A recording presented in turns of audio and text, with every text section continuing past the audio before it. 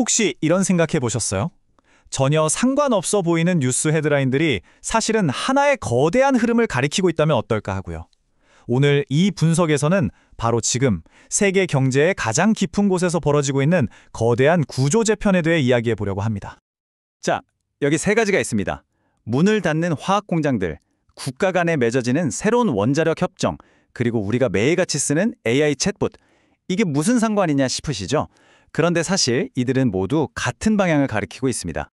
네, 바로 지금 우리 눈앞에서 펼쳐지고 있는 거대한 글로벌 재편의 명백한 증거들입니다. 이게 다 따로따로 일어나는 사건이 아니라 서로 촘촘하게 얽혀있는 하나의 거대한 트렌드라는 거죠. 자, 그럼 이 거대한 변화를 제대로 이해하기 위해서 가장 기초적인 부분부터 한번 들여다보겠습니다. 모든 산업 경제의 출발점, 그야말로 산업의 뼈대를 이루는 석유화학 분야부터 시작해보죠. 지난 몇 년간 너도 나도 증설경생에 뛰어들었던 결과가 이제 거대한 후폭풍으로 돌아오고 있습니다. 너무 많이 만들어서 남는 거죠. 그래서 지금 아시아와 유럽을 중심으로 약속이라도 한 듯이 공장 문을 닫고 있어요. 이건 그냥 경기가 좀 안 좋다, 이 수준이 아닙니다. 산업의 구조 자체가 뿌리부터 바뀌고 있다는 신호죠. 자, 이 표를 보시면 이게 얼마나 심각한지 확 와닿으실 겁니다. 산업 강국인 한국의 사례인데요. 가장 보수적으로 잡아도 국내 전체 생산 능력의 21%가 사라진다는 거고요. 좀 더 공격적인 시나리오로 가면 그 규모가 훨씬 더 커집니다. 네, 바로 이 숫자 30%입니다. 이게 무슨 뜻이냐면요. 한국 석유화학 생산 능력의 거의 3분의 1이 통째로 사라질 수도 있다는 겁니다. 이건 단순히 공장 몇 개 문 닫는 수준을 넘어서요. 말 그대로 한 나라의 핵심 산업 지형도 자체가 바뀌는 거의 지각 변동 수준의 이야기인 거죠. 자, 그럼 석유화학에서 시작된 이 균열이 어디로 이어질까요? 바로 에너지입니다. 과거처럼 유가가 오르내리는 것에만 신경 쓰던 시대는 끝났습니다. 이제는 지정학적인 힘, 즉 국가 간의 파워 게임이 누가 에너지를 쥐고 흔들지를 결정하는 새로운 판이 짜이고 있거든요. 예전에는 어땠나요? 오펙 플러스가 생산량 좀 조절하고 공급망이 안정적으로 돌아가면 대충 시장이 예측이 됐죠. 근데 지금은 완전히 다릅니다. 경제 제재가 무기가 되고요. 특정 산업을 키우기 위한 보조금이 공급망을 통째로 흔들고 있습니다. 심지어 원자력 같은 기술을 중심으로 국가들이 편을 가르고 동맹을 맺고 있죠. 게임의 규칙이 완전히 새로 씌어고 있는 겁니다. 그리고 이 슬라이드가 바로 그 새로운 규칙이 현실에서 어떻게 적용되는지를 딱 보여주는 예시들입니다. 유럽연합은 러시아에 돈줄을 죄기 위해 유가 상한선을 더 내렸고요. 미국은 IRA 법안으로 자국 중심의 태양광 산업 생태계를 만들고 있죠. 또 한국과 미국은 원자력 기술로 손을 잡고 새로운 시장을 개척하려 하고 있습니다. 모든 움직임 하나하나에 전략적인 계산이 깔려 있는 거죠. 자, 기초 재료가 바뀌고 에너지를 구하는 방식이 바뀌면 당연히 그 다음은 뭘까요?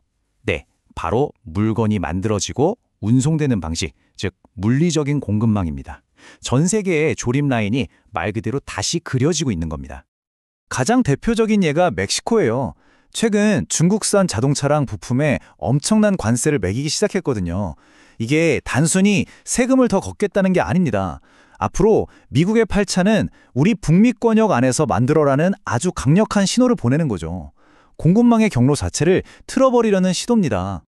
자, 이번엔 바다로 가볼까요? 전 세계 물류에는 피더선이라는 게 있습니다. 큰 항구와 작은 항구를 연결해주는 우리 몸의 모세혈관 같은 아주 중요한 배들이에요. 근데 이 차트를 보세요. 이 필수적인 배들의 거의 3분의 1 가까이가 20년이 넘은 사실상 퇴역을 앞둔 노후 선박이라는 겁니다. 그래서 어떤 일이 벌어졌을까요? 바로 이 어마어마한 숫자입니다. 39,000달러. 배가 낡고 부족하니까 이 작은 배를 하루 빌리는 비용이 그야말로 천정부지로 솟구친 거예요. 이러니 해운사들은 어떡하겠어요?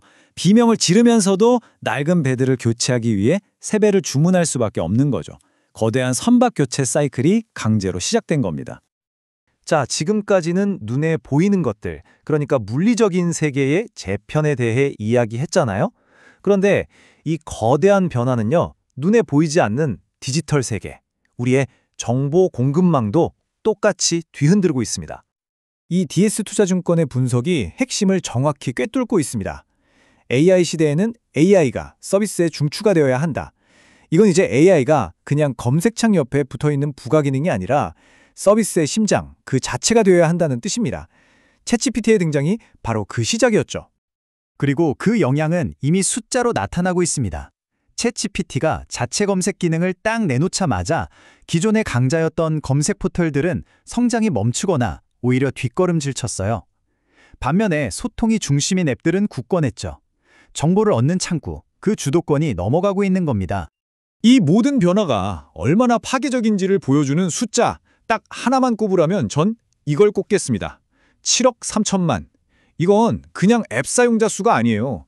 불과 몇 년 만에 갑자기 등장한 새로운 정보 제국의 월간 인구 수나 다름없습니다.